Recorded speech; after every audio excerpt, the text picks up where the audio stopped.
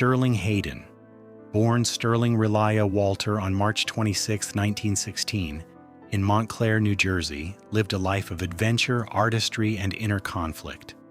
His early years were shaped by personal tragedy, including the death of his father and the subsequent remarriage of his mother, after which he adopted the surname Hayden. Even as a boy, he displayed an independent, restless spirit drawn more to the sea than the stage.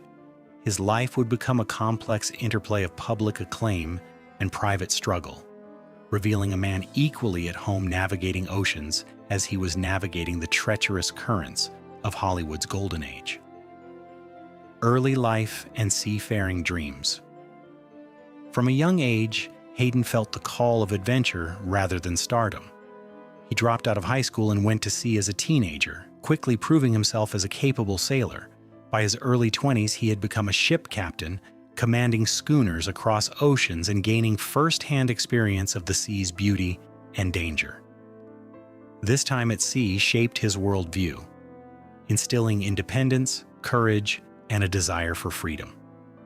The ocean became a refuge, a sanctuary Hayden would repeatedly return to when disillusioned by the artifice of Hollywood or the constraints of societal expectation. Accidental Hollywood stardom. Hayden's transition from sailor to movie star was almost accidental. Paramount Pictures executives noticed his striking 6'5" frame, rugged good looks, and natural charisma, offering him a contract despite his lack of acting experience. Marketed as one of the most beautiful men in film, he quickly gained attention in the 1940s. His early films, including Virginia, 1941, and Bahama Passage, 1941, showcased his commanding presence. Yet Hayden remained ambivalent about acting. Viewing it primarily as a means to support his seafaring passions, fame was a necessary compromise, not the ultimate goal. His love of adventure always superseded the allure of Hollywood stardom. War service and heroism. With the outbreak of World War II, Hayden set aside his film career to serve in the Office of Strategic Services, OSS, the precursor to the CIA. Operating under the alias John Hamilton, he conducted covert operations in Europe and the Balkans, supplying resistance fighters in Italy and Yugoslavia. His bravery earned him the Silver Star and Bronze Arrowhead. The experiences profoundly affected him, shaping both his political convictions and personal worldview. Witnessing the fragility of human life and the complexity of moral choices fueled his lifelong skepticism of authority and deepened his empathy for those marginalized themes that would later appear in his writing and reflective interviews. Hollywood and HUAC. After the war, Hayden returned to Hollywood but found it increasingly difficult to reconcile his personal beliefs with the industry's demands.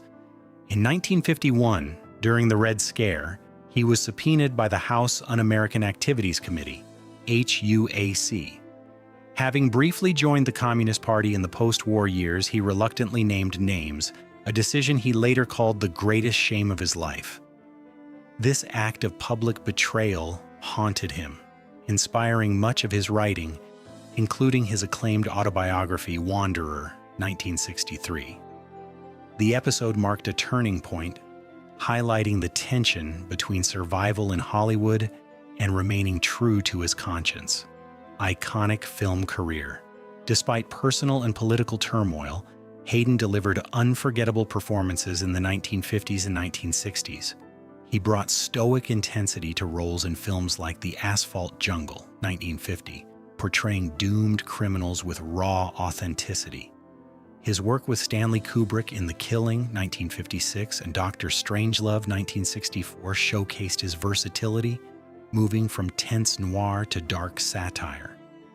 In The Godfather, 1972, he portrayed corrupt police captain McCluskey, blending menace and credibility in a pivotal role. Hayden's performances were marked by authenticity and gravitas, reflecting the moral and emotional complexity he witnessed both at sea and during wartime. Later film work. In the late 1970s and early 1980s, Hayden continued to appear in both major and smaller productions. King of the Gypsies, 1978, explored Romany traditions, while Winter Kills, 1979, offered dark political intrigue. The Outsider, 1980, emphasized his ability to portray conflicted men, and 9 to 5, 1980, showcased his comedic adaptability in a commercial hit. In 1981, he acted in Gas, a satirical comedy, and Venom, a horror thriller. Hayden also participated in the Civil War miniseries The Blue and the Gray, 1982. These roles highlighted his continued relevance and willingness to explore diverse cinematic landscapes even late in his career. Personal reflections. Later in life, Hayden became increasingly candid about his personal struggles, including aspects of his private life kept secret for decades. Amid Hollywood's rigid intolerance of homosexuality, he maintained romantic relationships with prominent male actors during the 1940s and 1950s. Hayden's reflections reveal a man torn between societal expectation and personal desire, navigating secrecy with courage and discretion. He described these relationships not as scandalous, but as deeply meaningful connections that shaped his emotional world. They offered him intimacy and understanding in a profession that demanded performative masculinity and suppressed authentic identity. Relationships with Clifton Webb.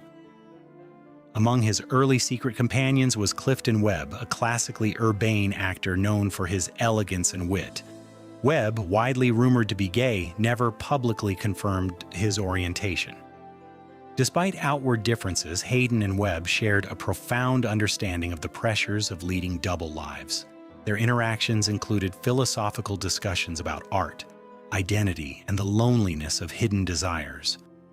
Hayden described the relationship as intellectually and emotionally significant, a rare sanctuary from the relentless scrutiny of the public eye.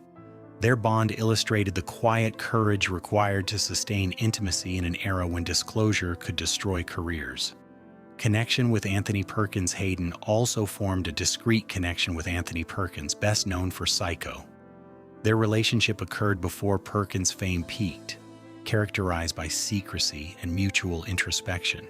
Hayden noted Perkins' sensitivity and struggle with internalized shame, shaped by fame and strict religious upbringing. Their encounters, often in private homes or secluded getaways, were rare but emotionally intense, offering both men moments of shared vulnerability. These experiences highlight the personal costs of Hollywood's moral rigidity and the courage required to pursue authentic connection amidst societal constraints.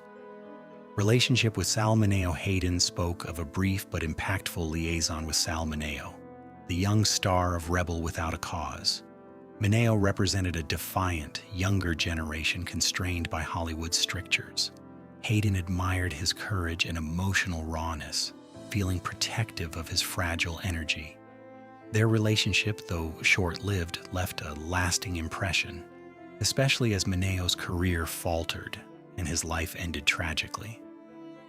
Hayden reflected on this bond with both regret and gratitude, framing it as part of a series of hidden loves that shaped his emotional landscape, underscoring the personal cost of secrecy and societal intolerance. Legacy and reflection. Hayden's revelations about his private life were never intended as scandal, but as testimony to hidden truths. They reflect a man confronting fear, regret, and the emotional consequences of living under Hollywood's strictures. He balanced public heroism and private longing with grace, documenting these experiences in his writing and conversations.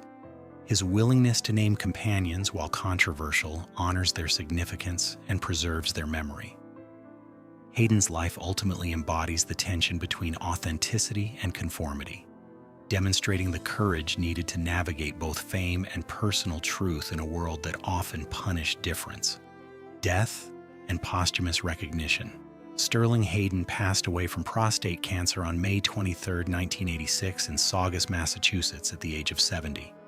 His life, rich with adventure, creative expression, and moral complexity, left an indelible mark on both film and literature.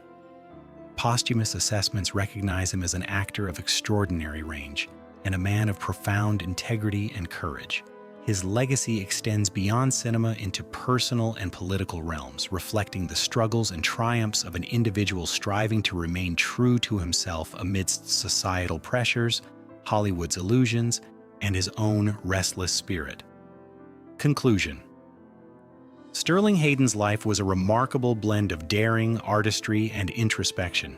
From sailor to Hollywood icon, war hero to reflective writer, his journey illustrates the tension between public expectation and private desire.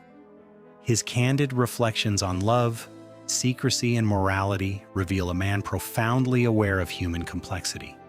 Hayden navigated the golden age of Hollywood with courage, leaving a legacy of unforgettable performances and personal honesty. His story is a testament to resilience, authenticity, and the enduring power of living in alignment with one's true self, even when the world demands compromise.